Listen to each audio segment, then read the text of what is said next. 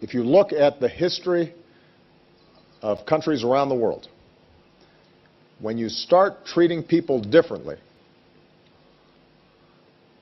not because of any harm they're doing anybody, but because they're different, that's the path whereby freedoms begin to erode. And bad things happen. And when a government gets in the habit of treating people differently, those habits can spread. If somebody is a law-abiding citizen who is going about their business and working in a job and obeying the traffic signs and doing all the other things that good citizens are supposed to do, and not harming anybody, the idea that they are going to be treated differently or abused because of who they love is wrong. Full stop. Just like President Obama, I think we also need to be able to speak frankly about some of these things. And the fact of the matter is that Kenya and the United States, we share so many values. Our common love for democracy, entrepreneurship, value for families. These are things that we share. But there are some things that we must admit we don't share. Our culture, our societies don't accept.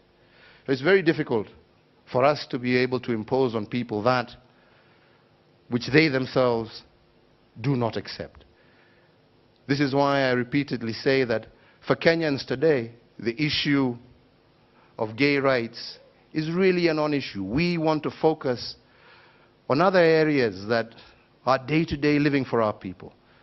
The health issues that we have discussed with President Obama, these are critical. Issues of ensuring inclusivity and of women, a huge section of society that is normally left out of the mainstream of economic development. What we can do in terms of infrastructure, what we can do in terms of education, in terms of our roads, in terms of giving our people power, encouraging entrepreneurship. These are the key focuses. Maybe once, like you have, overcome some of these challenges, we can begin to look at new ones. But as of now, the fact remains that this issue is not really an issue that is on the foremost mind of Kenyans, and that is the fact. Salaam Alaikum. Mr. Moderator, our distinguished guests, brothers and sisters, our friends and our enemies.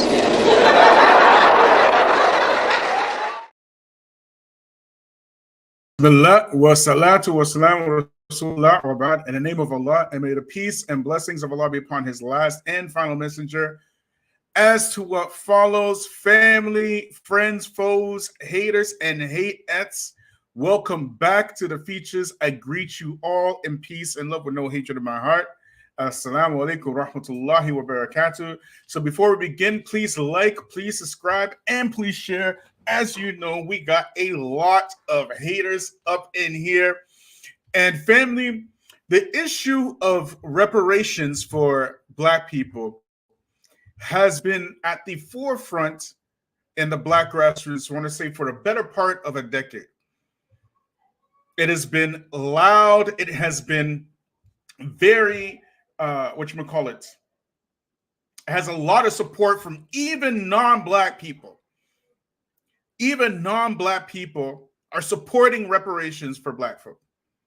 But you may remember when President Barack Obama went to Kenya and he started wagging his finger in the face of the Kenyan president. And as you just saw in the beginning of this show, right? Because of LGBT rights. Mind you, this was the same president that when he was asked about reparations for Black people, who were the driving force behind him winning or becoming a two-term president to begin with, he said that he's not just the president for Black Americans. He's the president for all Americans. Remember, who remembers this? Who remembers this? Y'all remember this? So, since we have this, as he called himself, the youngest Dixiecrat at the time, President Joe Biden, who can find money to send any and everywhere. But he certainly would support a study of reparations. We understands that we don't need a study to take action right now on systemic racism, so he wants to take actions within his own government in the meantime. So Joe Biden said he want to study reparations before he give reparations for Black people. But how long did he study the anti-Asian hate bill before he gave the Asian community $156 million? And how long did he study before he gave the anti-LGBTQ hate bill $100 million? And how long did he study before he asked Congress for $30 billion for Afghan relief? And how long did he study after giving Israel $3.8 billion? But now Joe Biden has another group that he wants to give reparations to. Administrations and negotiations to pay millions of dollars in reparations to families who were separated at the U.S.-Mexico border under Trump's zero-tolerance policy. The payments would amount to $450,000 per person. You might remember that. That was all the way last year we put that out. So now, because LGBTQ issues are a major part between this dichotomy, this left-right paradigm, the spectrum for global domination of white supremacy, this issue here really has nothing to do with social issues. And I want to make that very clear. It ain't got nothing to do with no social issues. Let's be clear about that. The first person in Western history to start making LGBT, what we now know as LGBT. Those of you who are old enough know there was no such thing as no LGBT before Barack Obama. Before Barack Obama, in those days, it was homosexuality. It was Barack Obama who was able to sidestep all Black issues and make the most important issue of the day in order to become an obstacle for Black reparations. He is the one who put the LGBT thing at the forefront. So this is a battle of control between Western white supremacists for global domination.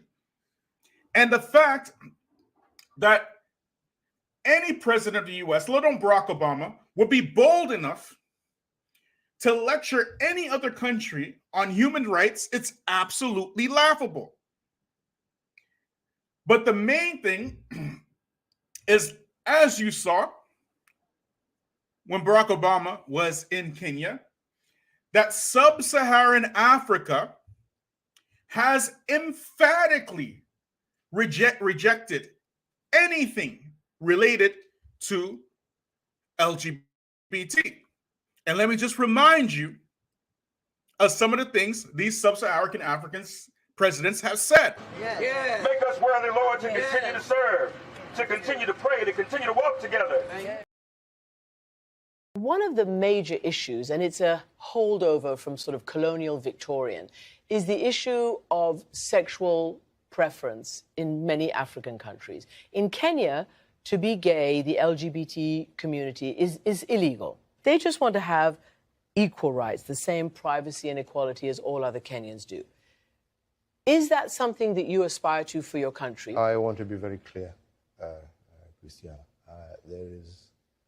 I will not engage in a subject that is of no, it is not of any major importance to the people and the Republic of Kenya. This is not an issue, as you would want to put it, of human rights or this. This is an issue.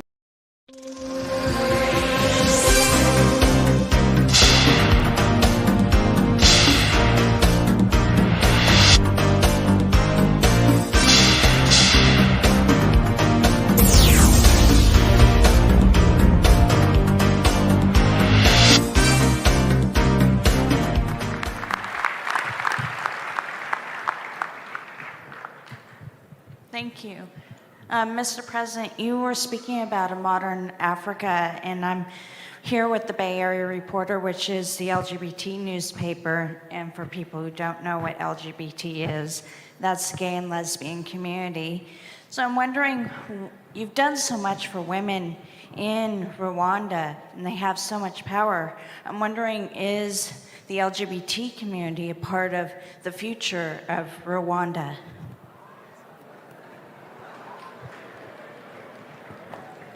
I don't know if I understood what you just asked, but I guess I understand. I have understood. But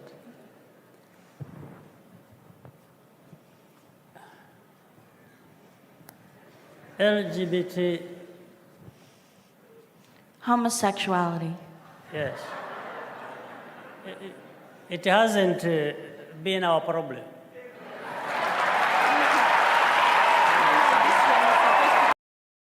What is your message to Western human rights groups, to President Obama, respect, to lesbian, gay, bisexual, and transgender people? Respect African societies and their values. If you don't agree, you just keep quiet. Let's manage our society the way we see. If we are wrong, we shall find out by ourselves. Just the way we don't interfere with yours. Do you personally dislike homosexuals? Of course, they are disgusting. What sort of people are they? How can you go? I never knew what they were doing. That's how I've been told recently that what they do is terrible, disgusting. But I was ready to. You can see here, okay, that last one was the president of Uganda. The middle one was the president of Rwanda. The first one was the former president of Kenya, President Uhuru. You can see that pretty much all of sub-Saharan Africa is rejecting this agenda. And they're united about it. And you may be thinking that saying that this left-right paradigm is a type of global civil war between white supremacists is a big claim. But the truth is that not only is this happening as we speak, but it would be far-fetched to say anything else. It's far-fetched to say anything otherwise.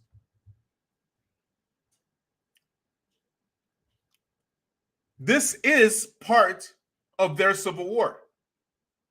To say something up, to say the opposite of that, that's the far-fetched thing.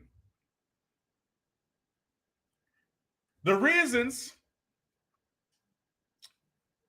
that Africans reject this agenda is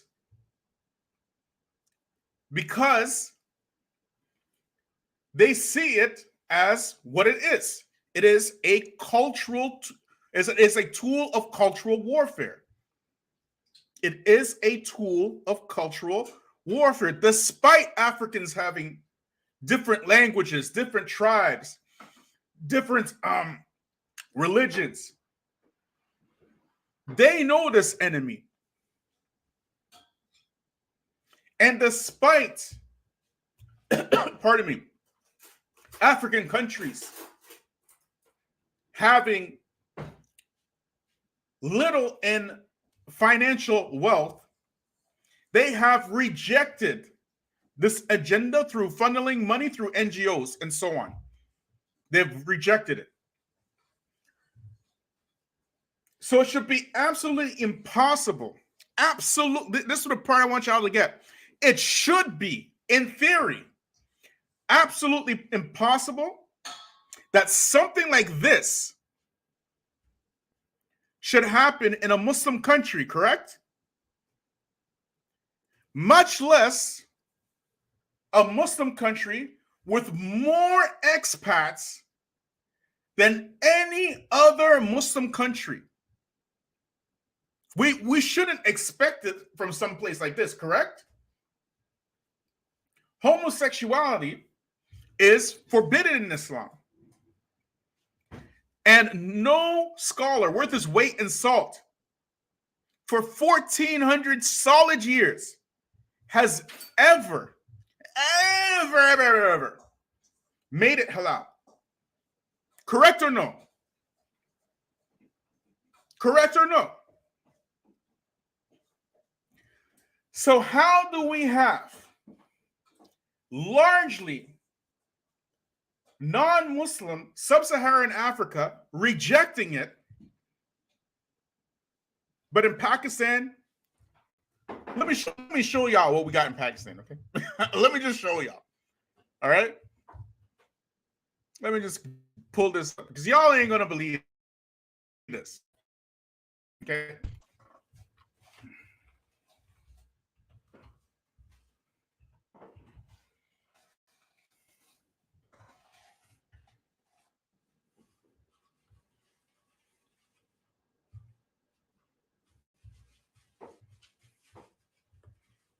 One second, y'all. Like, subscribe, share, hit me up on Patreon.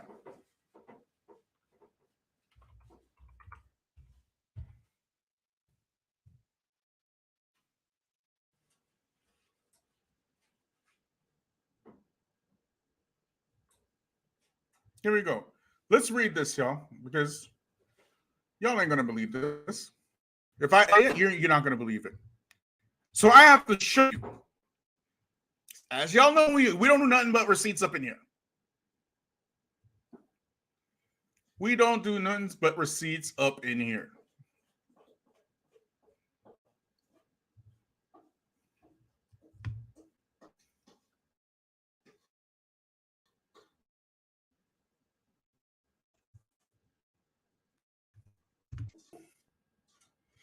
This is from CNN.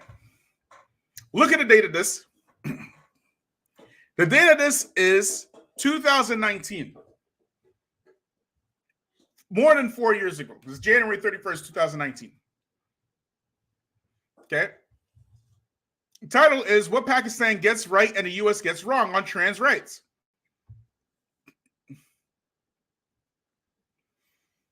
The Trump administration is considering a policy that is arguably the most significant federal attack on civil and political rights in at least a generation. One which the New York Times reports would define 1.4 million transgender Americans out of existence. The Department of Health and Human Services is leading an effort to legally define gender on Title IX as biological immutable condition determined by genitalia at birth. I hope y'all are catching on this.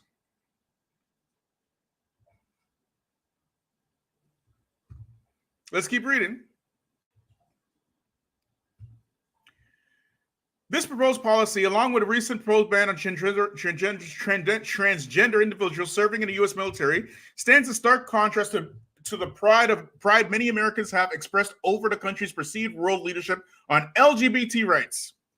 Perceived, what you have is America, not perceived leadership, but actual cultural warfare. Let us be very clear about this. It is actual cultural warfare.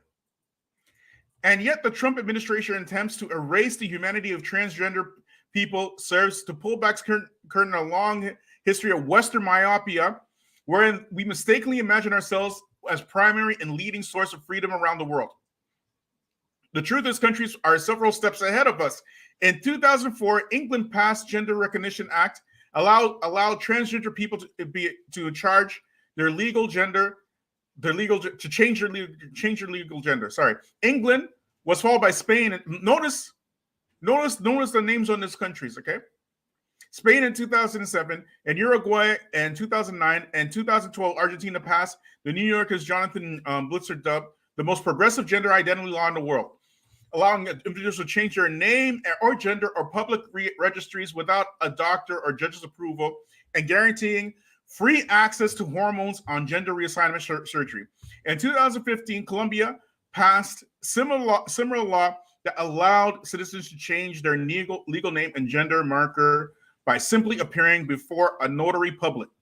All these countries, all of them,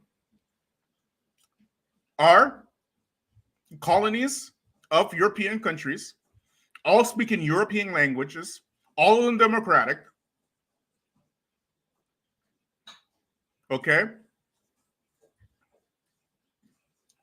And all of them within the left-right paradigm. Remember, we said here that this is a part of cultural warfare. Warfare is no longer just fought on the battlefield.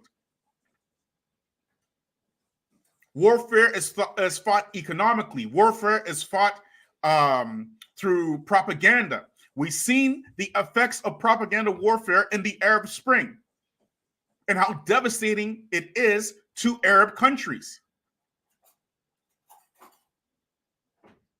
We're witnessing, as we speak,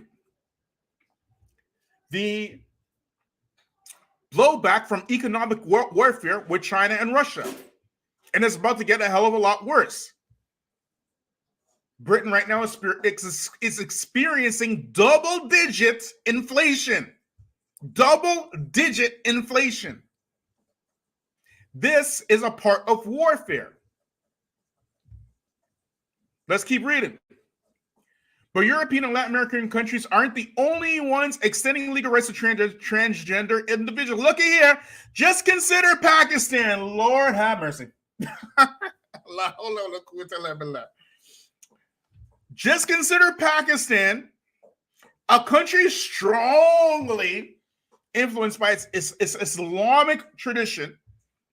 Last spring, its legislature passed the Transgender Persons Rights Act, or Protection of Rights Act. In doing so, Pakistan affirmed that it must respect a person's innermost and individual sense as a self, as a male, female, or blend of both, or neither, that can correspond or not to the assigned sex at birth. Pakistan people. Pakistan people. That was 2019.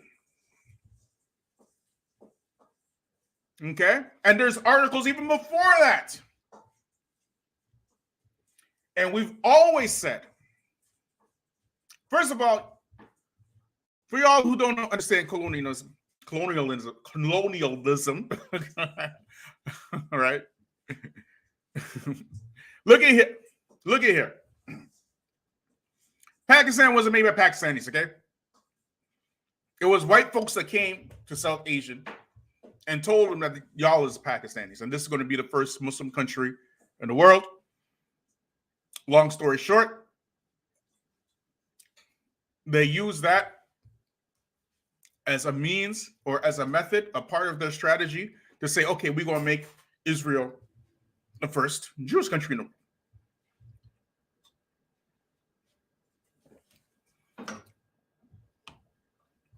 That's what they said.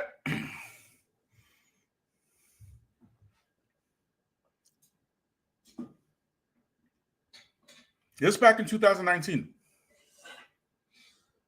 We said it here first that those of y'all who love the Ottoman Empire, I mean, y'all love the Ottoman Empire, like love them. You got all this vitriol to say about Muhammad bin Wahhab and the Wahhabis and whatnot. We put it out here first. They were the first ones, even before Europeans, to decriminalize homosexuality. Why did they do it? because they was trying to get into the good graces of your European colonizers. Okay? Pakistan, whatever, okay? See, this is the thing about Jamaat Tabligh. Jamaat Tabligh, the original Jamaat Tabligh, or Tablighi Jamaat, the original Tablighi Jamaat, the original Deobandis. Do you know the reason why the Deobandis became the Deobandis and the Jamaat Tabligh became the Jamaat Tabligh or Tablighi Jamaat? You know why? Because the original scholars of Deoband and the original Tablighi Jamaat, they were trying to combat the same colonialist that y'all love today. Anything white folks tell you to do, you do it.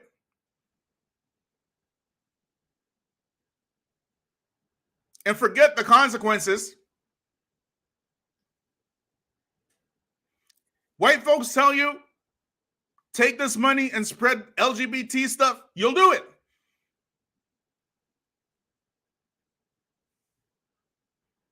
Look at Jamaat Tabligh today. Look at the Deobandis today. Are they the same Deobandis and Tablighi Jamaat of yesterday? Those ones who are trying to get the people of Pakistan into the masjids, trying to get them to worship Allah, trying to get them to read the Quran and the Sunnah. Are they the same people? Hell no. Hell no. They became this weird group that forgot about all the colonialism. They just forget about that. And now, not even just over a century later, they are this cultural group. You get me? And they are very happy to come to the West and twitch and twirl for Zaddy in them. Very happy. Watch some of these Deobandis on these channels, like what is that? Al Islam Productions and whatnot. Those guys are a joke. They're an absolute joke. Some of the most asinine refutations I ever seen in my life. And they think they're doing something.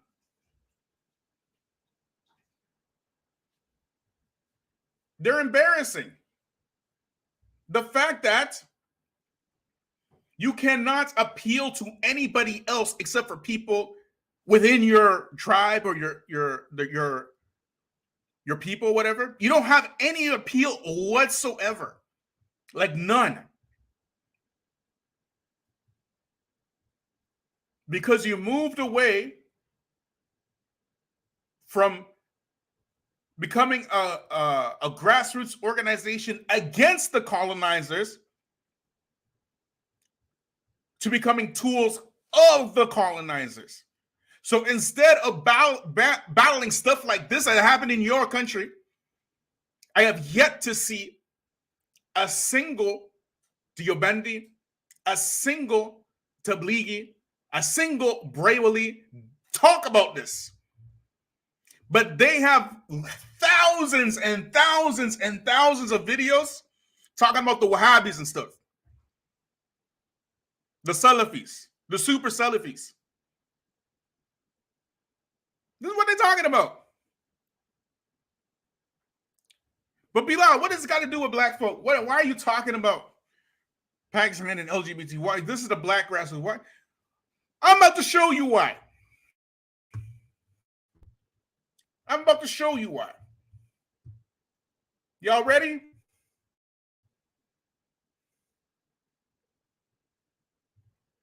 Let me show y'all.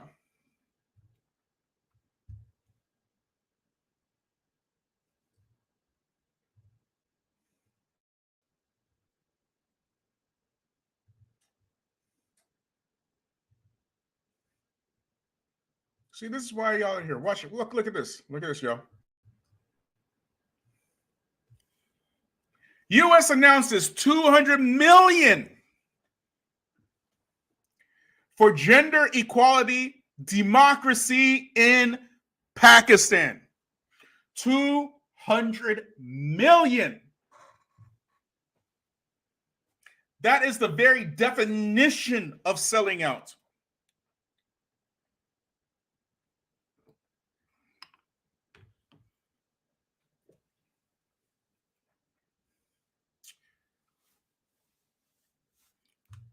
Let's read, shall we? Shall we read? Are y'all seeing this?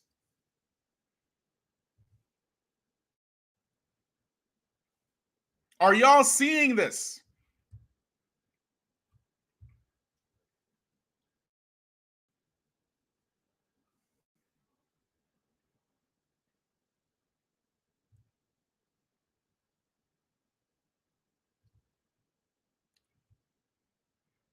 U.S. announces $200 million for gender equality, democracy in Pakistan.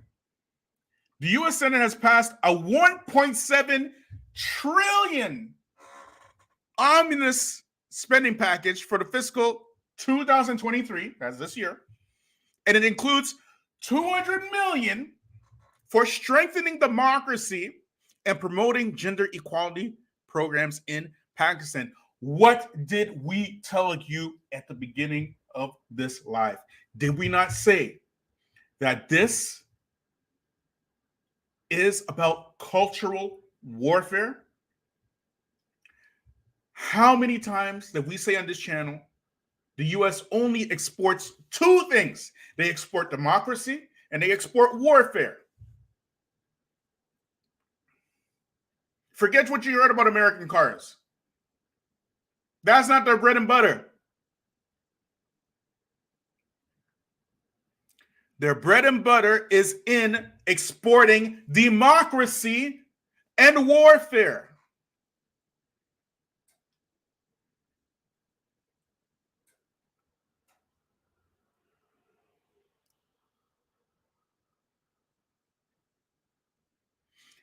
Was it last year or the year before? Imran Khan,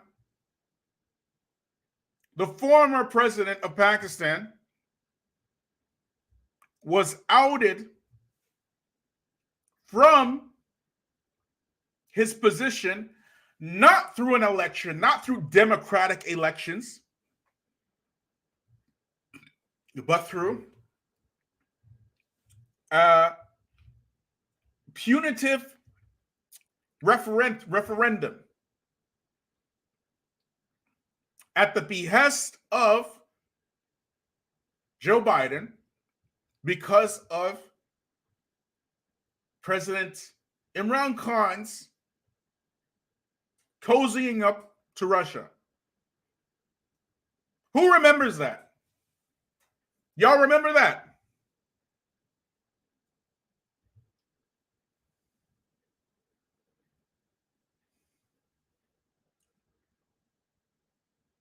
The Biden administration put the pressure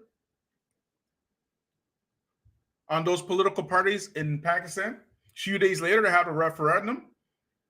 And just like that, Imran Khan wasn't the president of Pakistan anymore. They're sending this $200 million under the guise of promoting gender equality.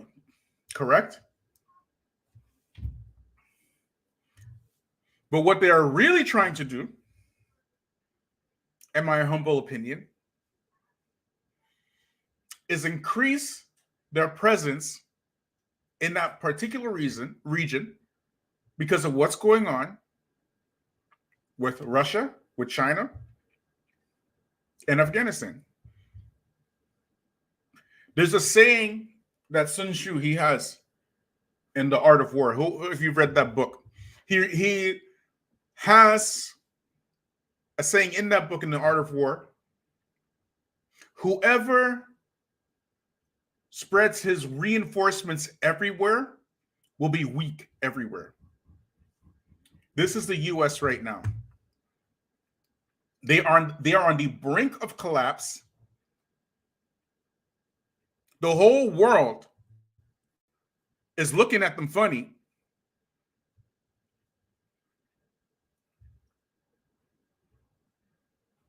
These superpowers now are diverting themselves from using the USD, US dollar.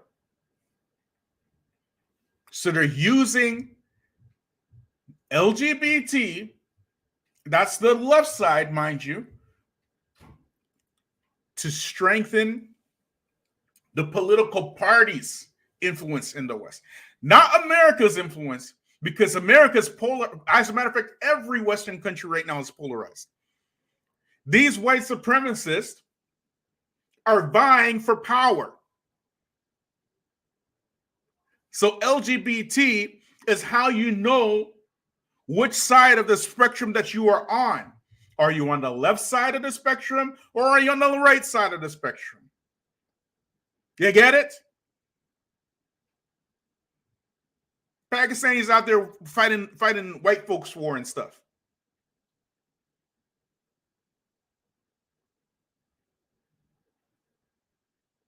Can you imagine?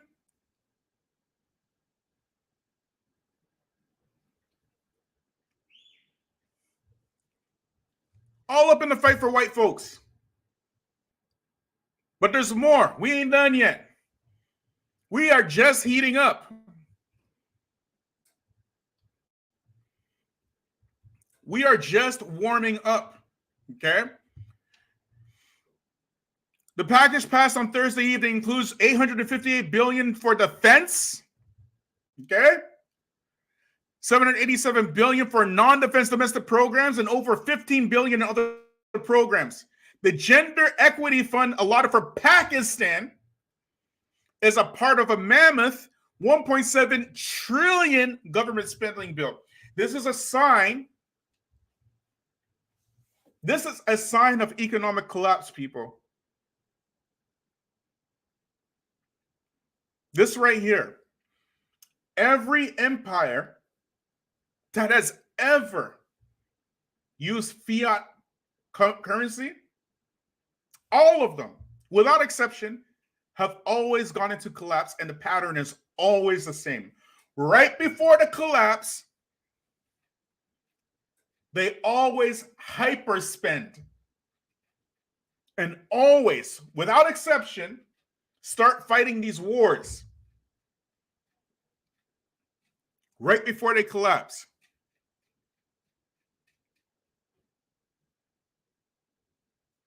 Those of you who remember the debate I had with Daniel Hikikachu on Saj's channel, it was back in, I think, 2019, I had this debate. One of the things that I mentioned at that time, in 2019, I believe it was, at that time I said, the U.S. right now, at that time, right now meaning that time in 2019, is $33 trillion in debt.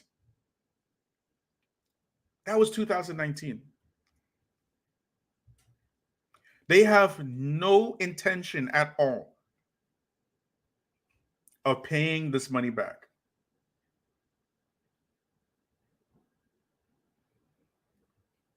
Y'all hearing me?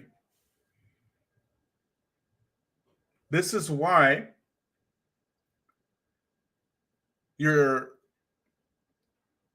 liberals or your Democrats, or sorry, your liberals and your conservatives internationally are becoming extreme for three main reasons. The first is because white folks, their populations are dwindling. Okay? They accepted feminism in Europe and in the West. They put their white women to work and whatnot, became queer women, whatever. They're the ones who told themselves, only have two children. 3 children is a massive family, according to white folks. Okay. And now they got a problem.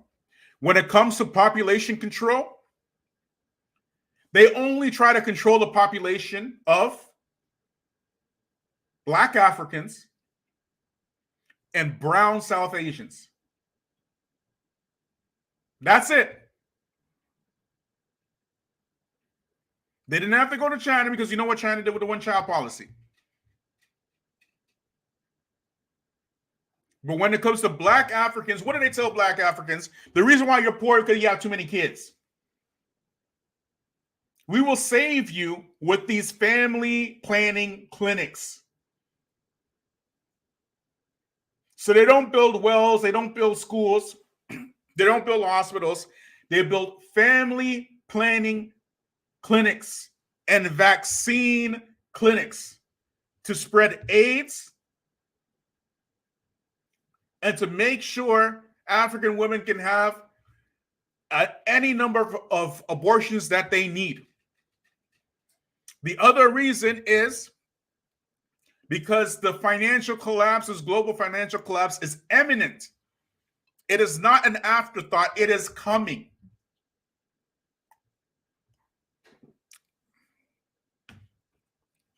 And in many parts, or in many, you could say like, in many ways rather, it's already here.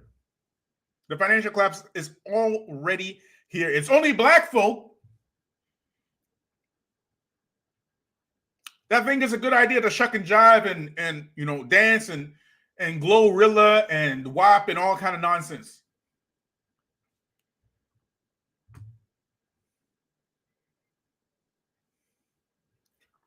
The third reason is most of these countries are already, they already see the writing on the walls. So in a few years, what you're going to end up seeing is that these countries that what we know as countries will more likely than not break up into little countries or something like little countries. And it won't be very long. You're not talking about long in the future. You're talking about like any time between now and maybe 10 years, right? Definitely not past a decade. Definitely not past a decade. The writing is already on the wall. And because that is happening, we already see right now in Western countries a massive educational crisis, massive economic crisis,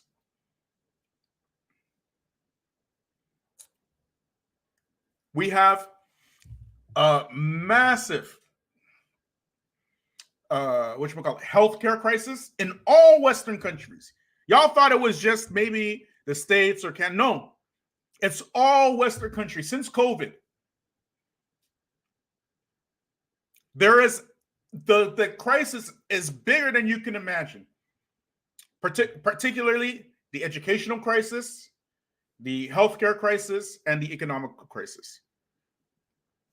There's no way getting out of it. Some of y'all, depending on where you live, your children will not have any teachers in the next few years. And as a matter of fact, you will find articles about Chicago where the students, we're talking about high school students, can't even read at any comprehensible level at a 100% rate. Some of these schools, not a single student can actually read in high schools. That means it's already here. We see Jim Crow laws being passed in Jackson, Mississippi. Jim Crow laws, actual Jim Crow laws.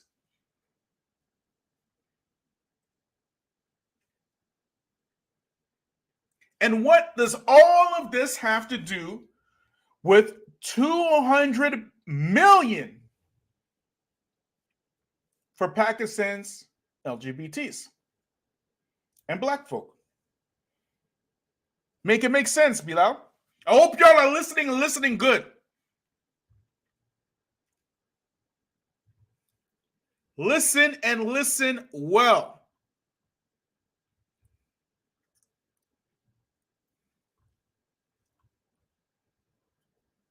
You see, the Biden administration found very specific money for the Asians, very specific money for the LGBTQs, very specific reparations for the illegal immigrants, not citizens, by the way, very specific money for Afghan relief, very specific money for Israel, completely different country, and on and on and on. All this under Biden administration.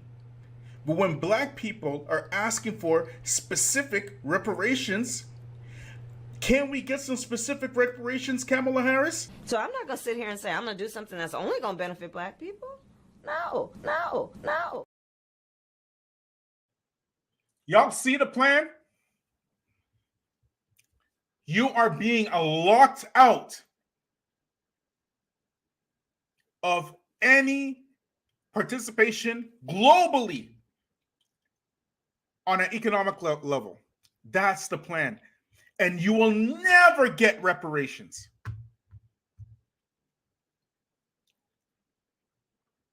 They are not going to give it to you.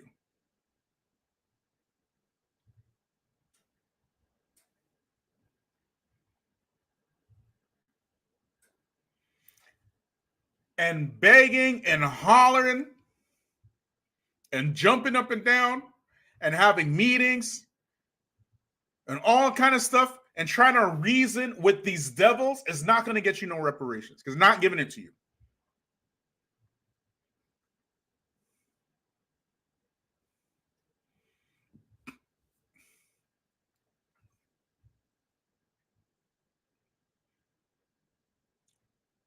And while Joe Biden, at the same time, while he's given $200 million, not only to some different countries somewhere, people who are not citizens somewhere, but for the LGBTQs of some other country,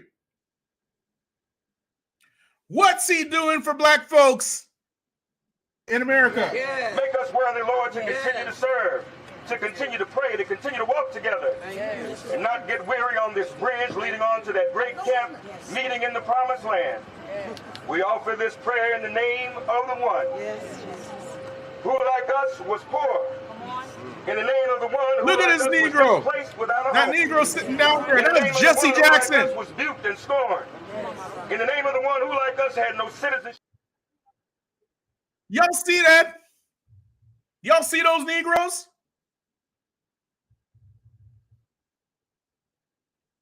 Y'all see those? You know what that is? That's Joe Biden walking over Selma and stuff.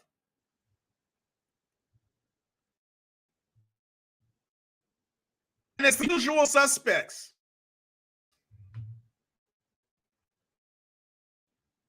Let's watch that again, shall we? Look, people. Look who is walking with Joe Biden on Selma. Which one of you black folk asked for this? Did any of y'all ask for that? Make us worthy, Lord, to continue to serve, to continue to pray, to continue to walk together, and not get weary on this bridge leading on to that great camp meeting in the promised land. We offer this prayer in the name of the one to the promised land. who, like us, was poor.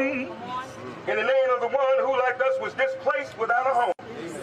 In the name of the one who, like us, was duped and scorned. I said amen. In the name of the one who, like us, had no citizenship. In the name of the one who, like us, was hunted. Look at this Jesse Jackson in a wheelchair beside Al Sharpton. In the name of the one who, like Ahmaud Arbery, whose brother was hunted and pursued by vigilantes. In the name of the one who, like us, suffered and died. A finishing prayer there at the end of the walk of the Edmund Pettus Bridge. You can see President Joe Biden in the middle. Only the third president.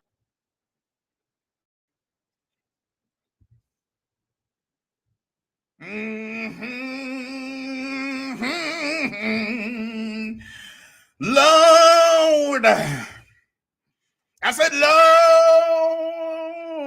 Lord, lead us to the promised land. Lord, Lord of mercy.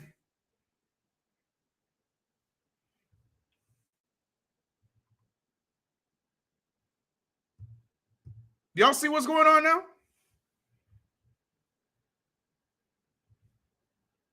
All the usual suspects. You got Al Sharpton. Go watch some of Al Sharpton's videos when he was fat.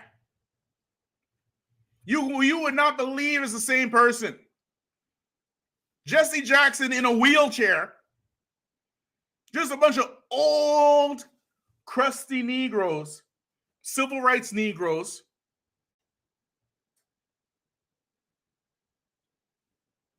On some symbolism stuff. Lord, lead us back to the promised land.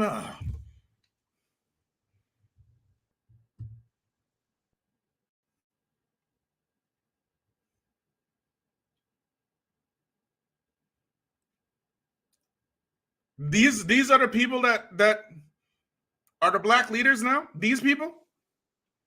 You see the need. You see why we need a black grassroots. Why we need black Muslim media. You see now what stuff is important.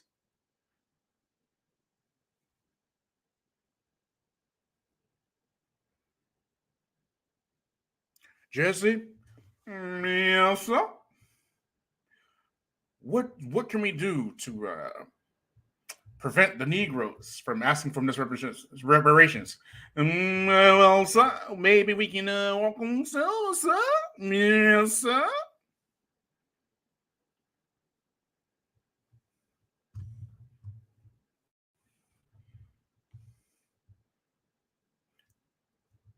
Al? Yes, sir, we're going to walk on Selma. And we're going to get them to vote for you. Keep hope alive. Keep hope alive. Remember when Jesse Jackson was talking about COVID? Black people, we need the people to take the vaccine. Amen. Amen. Take the vaccine. Amen. Remember? He was literally like that.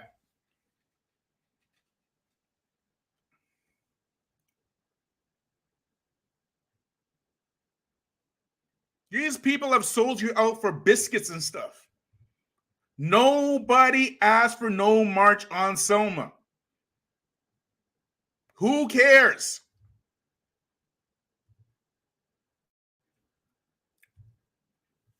And what you got to realize,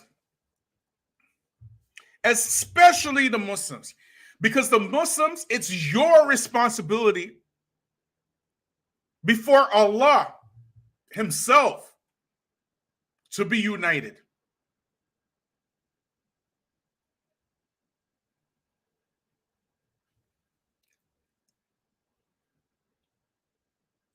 It is a part of our ibadah and our nearness to Allah to be united. These are the consequences when you're not united.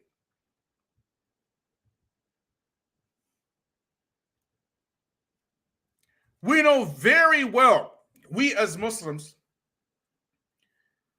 that these devils ain't going to give us nothing.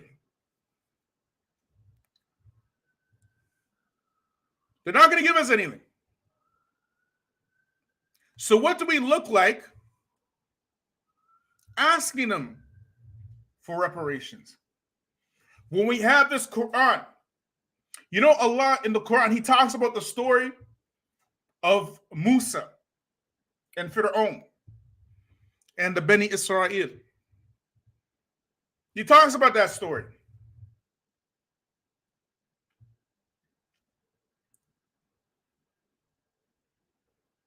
See, reparations for black folk would be the right thing to do. It would be the just thing to do. Do these people have any history of righteousness? Put it in the chat, please, yes or no. Do these people have any history of justice? I just want to see if I'm not tripping. Yes or no in the chat. Thank you. Dika Adam, no. No, they do not. Do these people have any history of justice? Yes or no? Thank you. Tika Harding, no. Muahed, no.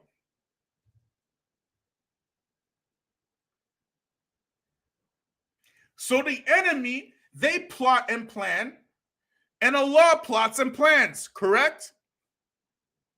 The enemy has a plan, but Allah also has a plan.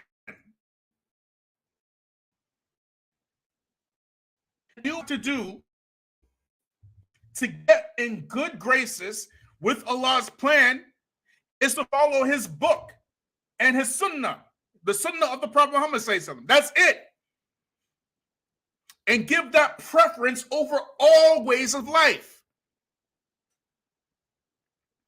And there is no possible way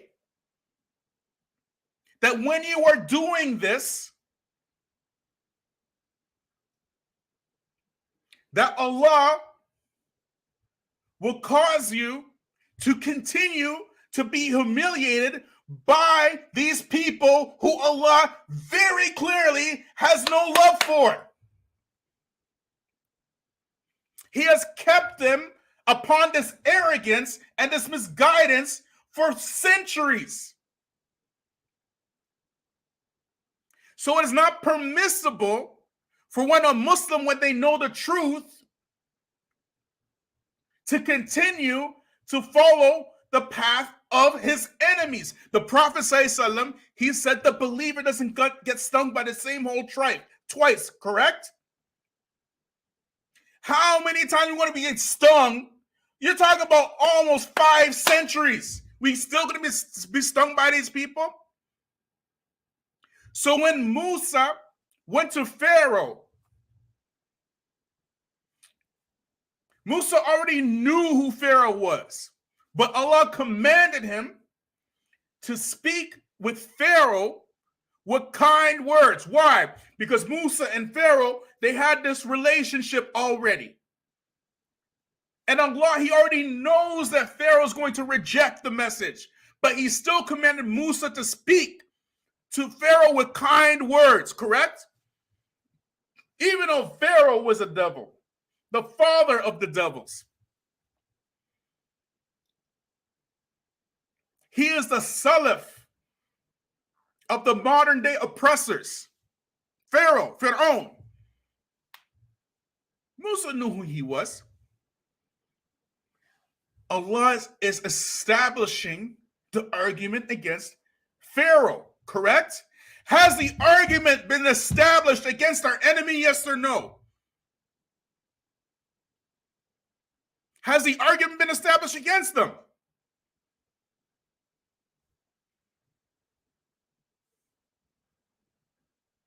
Yes or no?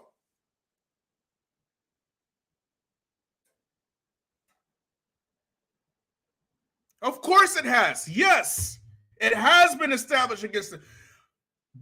Joe Biden is out there quoting hadith to get Muslims to vote for him.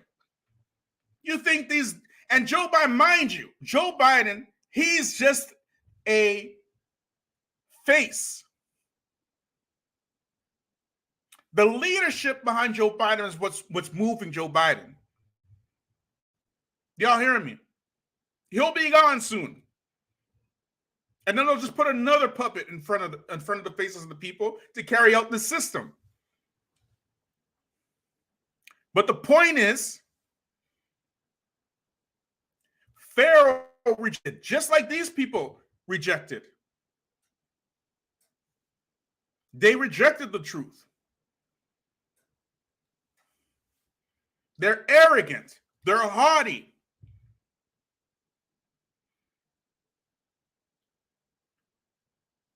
By force, they usurp the resources of entire lands, put their people in charge of those lands, but make sure that their people are from the people of the lands that they're trying to control. So when you see a Pakistani president What you are seeing is an American representative of Pakistan. When you see an whatchamacallit, any of these colonies, somewhere in South America, whether it's Colombia or Nicaragua or whatever it is, Venezuela, maybe not Venezuela, but some of these powers. What you're seeing is somebody who looks like the indigenous people, but is representing the colonial powers. They don't represent the people. So when you see Al Sharpton and when you see Jesse Jackson, what you are seeing is people that look like us, black-looking people, but they represent old white powers. They don't have anything to do with the black grassroots whatsoever. They are there to make sure that black folks stay in line for massa.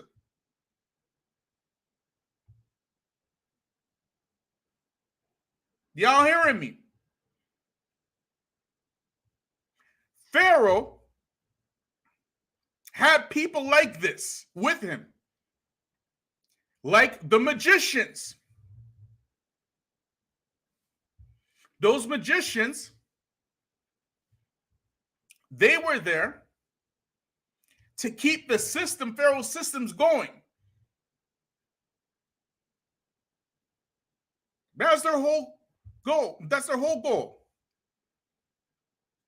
Musa alayhi salam, did he ask Pharaoh for money? Did he ask him for his money? Did he ask him for his wealth? He didn't ask him for any of that. He told Pharaoh directly, listen, if you repent to Allah, Allah will forgive you. Repent to Allah, follow me, Allah will forgive you. Go to any of these leaders right now, tell them to repent to Allah. See how they laugh in your face. Haughty. Just like Pharaoh.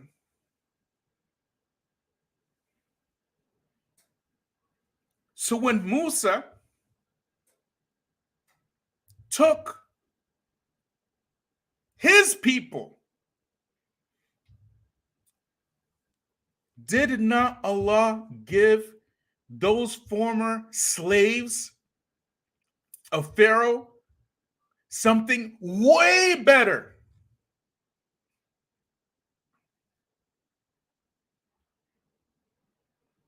He wasn't asking to be equal with the Egyptians. He wasn't asking for rights. He wasn't asking to have jobs and ownership and all this kind of stuff. Receive their salaries. We're enslaved. He didn't ask for any of that. He said, let my people go. If you don't want to do it, Allah will do it for us. But not only did he escape from Pharaoh, Allah didn't stop there. Pharaoh, because he was arrogant, because he thought he can control these people for generation after generation after generation. Remember, the people were the wealth. They were enslaved. Just like you, black folks, you are the wealth. That's why they keep you enslaved. Allah didn't just stop at freeing the people from Pharaoh, correct? Allah, because Pharaoh was haughty, caused his haughtiness, his arrogance to come and chase the people of Musa, the Beni Israel. Chase them. And did not Allah not just drown Pharaoh, but his armies and anybody who could have retaliated against, did he not drown them all in the sea? Did he not do this? Yes or no?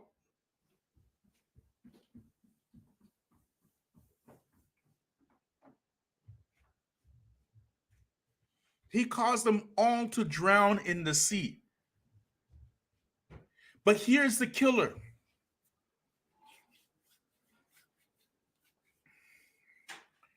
Even though the Beni Israel, they saw this with their own eyes.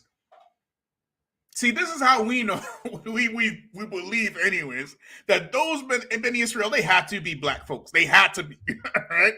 They're not these white Jews that you see in Europe. No way. No way. Why?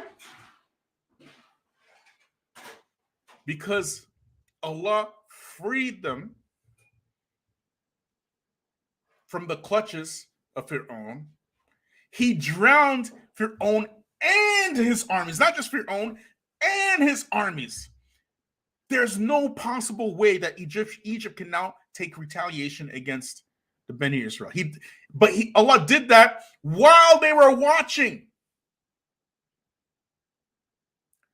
And on top of that, Allah gave the Beni Israel their own land with 12 springs of water gushing forth. But not only that, Allah sent them manna and salwa. You know, these type of quails and sweet gum from the sky. From the sky. And these folks still end up worshiping the cow. You black Salafis, okay? Oh, la hawla wa la quwwata illa billah. Allah blessed you with this Quran, with this Sunnah, with this, understanding of Fahm al-Salaf. Blessed you with all that. But you insist on getting involved in the most ridiculous matters that don't help your people. Making movements that don't make any sense. Ghetto moves.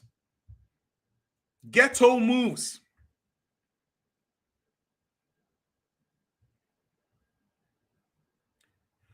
There are the people who are most deserving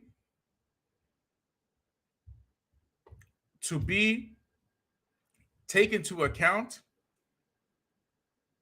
on this earth are these generational white supremacists. Allah couldn't make your enemy more clear. These are the enemy of the earth. They are the enemies of Allah himself. They are the enemies of human beings and animals alike. Look what they do. Look what they're doing, environmentally. Every environmental disaster that happens because of these white supremacists. All of them.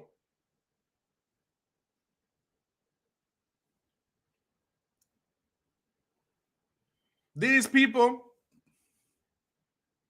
will go and murder scores of black folk, write manifestos, put them online, have these manifestos spread within their circles so another group can do the same thing just like them. Devilish people. Very, very devilish. And they have the resources to do it and the manpower to do it. Very, very wicked people. You have the truth and you mean to tell me you can't get Allah's aid against that? And the Dajjal ain't even here yet?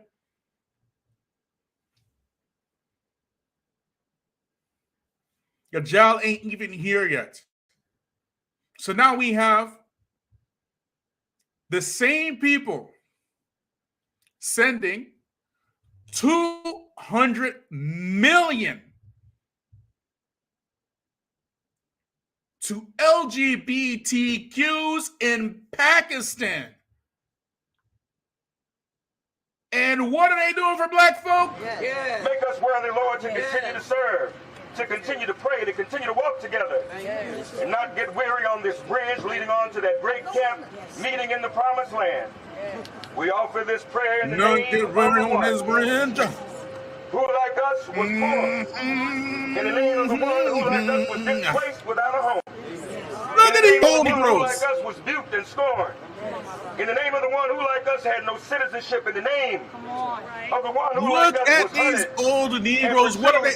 Like Janet Jackson said, what have you done for me lately? Ahmaud Arbery, whose brother is here today, was hunted and pursued. Look, Al Sharpton. In the name of the one who like us suffered and died. A finishing prayer there at the end of the walk of the Edmund Pettus Bridge. You can see President Joe Biden in the middle. They keep hope alive. Only the third president, sitting president, You've got to be kidding me. Walk across on this anniversary day, remembering voting rights and the fight You've that got the to be African-American kidding me. community has had. Look at Jesse over Jackson the in his decades. wheelchair. They had a short, as you saw, photo opportunity there.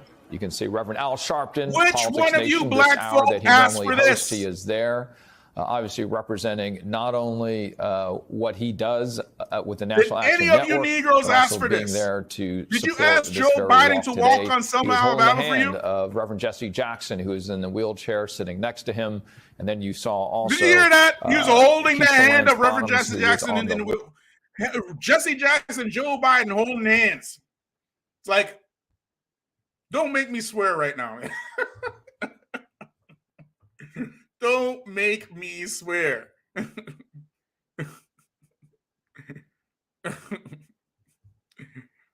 Look at this is what they're doing.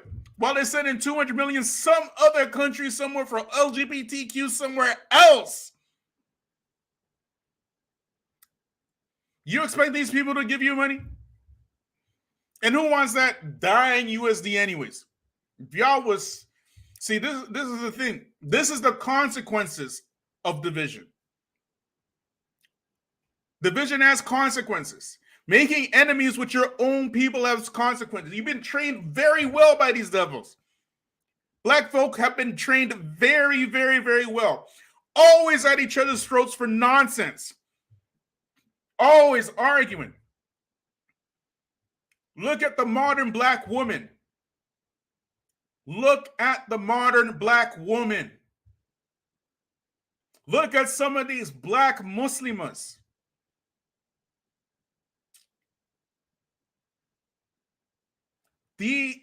These actions that we have done have consequences.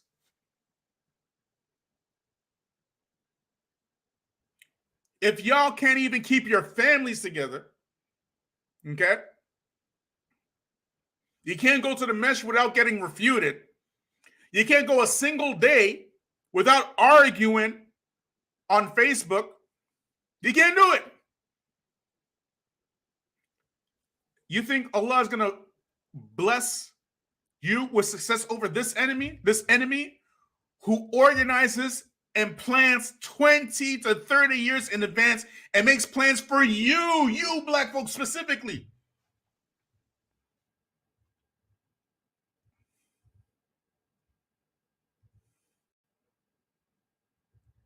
Lord, I said, Lord, don't make us weary. Don't make us weary. I said, don't make us weary and Selma, Lord. I said, Lord. I said, Lord. We in Selma, Lord. We in Selma, Lord. Don't make us weary. I said, don't make us weary, Lord. Oh, Lord. Y'all are joking, man. Y'all are joking. Do you see why unity is important? And if you can't unite on small things, if you can't hold your tongue to prevent an argument, if you can't do that, then how are you going to fight an enemy like this? This enemy is powerful. And this is how you know the only way that you're going to defeat an enemy like this is through Allah and Allah alone. That's it. If you're not focused on getting right with Allah, you don't have the right plan. You don't.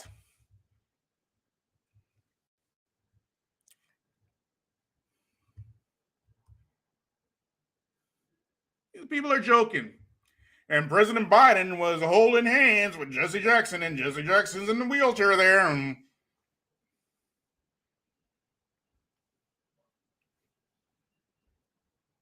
don't make me cuss up in here, man.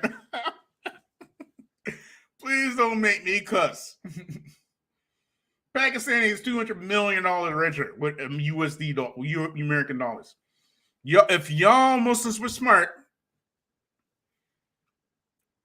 you see, here's the thing. Y'all are fighting in black neighborhoods, okay, over land that you don't own,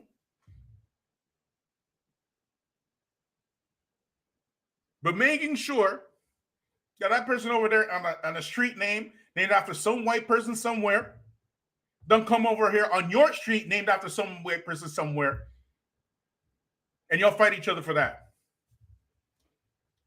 Well, bigger problems are coming. They are coming.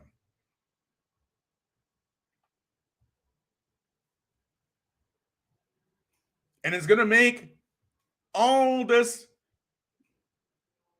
gang violence and stuff that look like freaking daycare.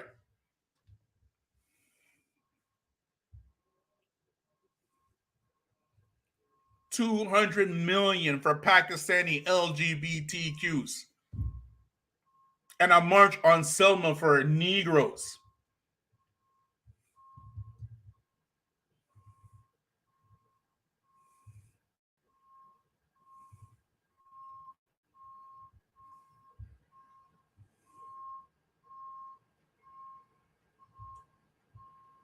Man, I hope some of my Christian family is watching this, man. This is what Christianity has done to the black mind. Look at this. And as for you Muslims, you black Muslims, to be honest, y'all need to have some serious self-reflection because time is running out. If it's not, it's already done ran out. It's already done ran out.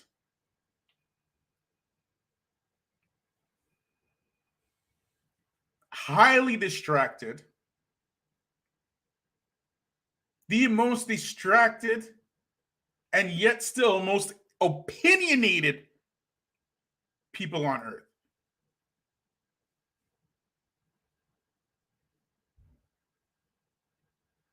And if there's a definition of your opinions really don't matter, it's black folk. Your opinions really don't matter. What do you control on earth?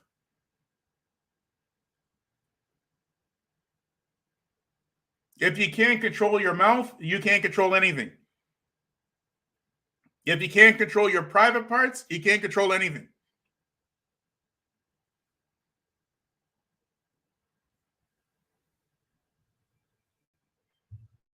These people are playing three-dimensional chess. You're still trying to figure out the rules to play checkers. March on Selma. You've got to be kidding me.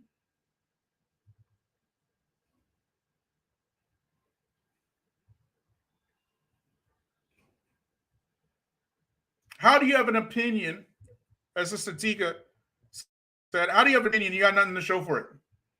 Keep your opinions to yourself. Do work.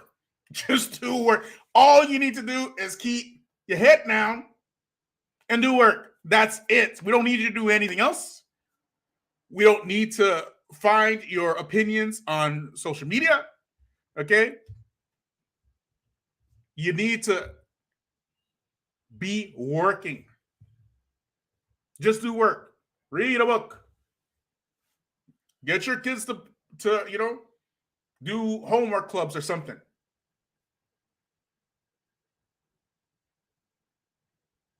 All this donating to the masjid, 3 solid decades of donating to meshes that go nowhere, well, that is about to come to an abrupt end. Mark my words, you heard it here first. You will see in the next couple of years many masajid closing their doors. Mark my words. First in the black community. And as a matter of fact, we already put out that all other communities are expanding their masjid products, but the only community that is not is the black community. Now, why do you think that is?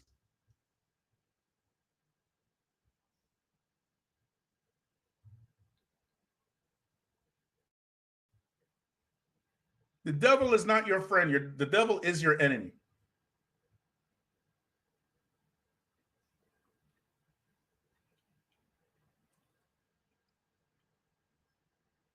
Can you imagine this? I'm putting a link in the chat for if anybody wants to come on and give their 2 cents. But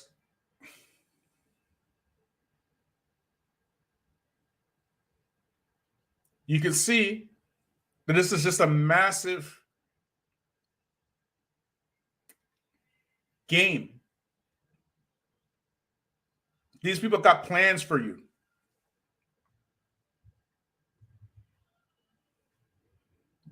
Deobandi, YouTube, Duat focus on celebrities while in the country. They come from accepting 200 million to promote LGBT. Exactly. Exactly. The Deobandis of today, they are not the Deobandis of yesterday. Okay, let's make that very, very clear. The Deobandis of yesterday, the original Deobandis, they started because they wanted to battle colonialism. They saw their people accepting anything these white folks gave them, leaving Islam, even some of these Muslims becoming Christian. The reason why you have Christians in Pakistan today is because of Europeans, particularly the British, and their missionary programs. That's the Deobandis just started. It just started with a couple of brothers, and then it grew to a massive thing. Grassroots. Are these people that you see on YouTube, are they grassroots? Do they even remotely resemble anything grassroots at all?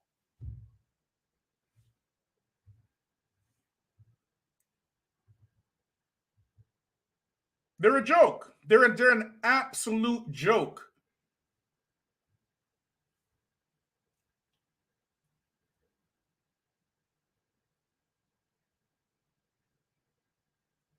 Their refutations are absolutely buffoonish, very buffoonish. And to be honest, they are irrelevant beyond imagination. If we never talked about them, the fact that we're talking about them now is actually debasing us, okay? Because they're so irrelevant. Nobody becomes a Deobandi. Who wakes up from the Western world, or any convert, really, and says, you know what? I want to be a Deobandi. I want to be a Bravely. I want to, who wakes up like that? You only find converts, really, they might join Jamaat Tabligh, because Jamaat Tabligh, they go from message to message like that. But they don't say, they're not joining Jamaat Tabligh to become Deobandi, even though, there's a close relation, obviously, between Jamaat Tabligh and Deobandi. They're doing it because of the dawah. But nobody says ever in history, I want to become like those guys, okay? They're mad because their dawah is garbage. And the whole world knows it's garbage. Because when you watch them, people like, all they have is their original cheerleaders. It's impossible for them to expand. They can't expand. They don't have an expansionist dawah at all. At all. Their dawah is not expansionist in the least. So they can't grow. All they can do is retention. Let's try to retain all the people that we're losing. Well, how do we do it? I know. Let's talk about the Wahhabis and the Saudi regime. And they come up with the most ridiculous fart nonsense and call it refutations. And that's the Diobendis. Meanwhile, these same Diobendis who fought, you know what I'm saying? The original ones were fighting the colonizers, correct? They have this 200 million from Biden in their country with that history of fighting colonialism. Go through YouTube. Go through Facebook. Just find one Diobendi that said anything about this. Find a single Brayley that said anything about this. Find a single Tablika that said any. You will not find any. And if they did, it's because they heard me saying that they don't talk about the things that they need to be talking about. They out here trying to refute Wahhabis. They're out here trying to protect the legacy of Abu Hanifa. That's what they're doing. That's their dawah. If you ignored them, they will eventually,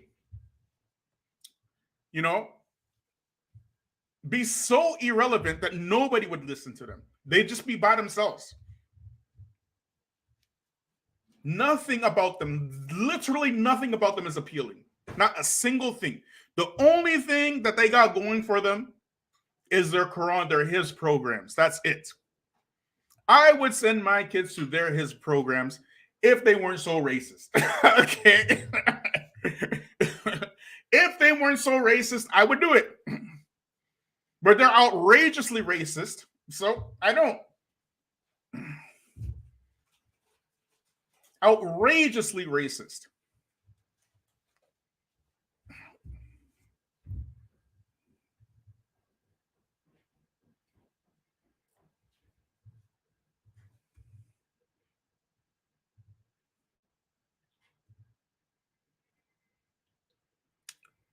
All right, guys. So we've been going for almost an hour and a half. I don't think anybody's coming on. So I want to thank everybody who joined me tonight. Inshallah. Right? Like, subscribe, share. And we will see you tomorrow on the next live. Subhanaka wa bihamdik. Ashhadu an la ilaha illa anta astaghfiruka wa atubu ilayk. Assalamu alaikum wa rahmatullahi wa barakatuh.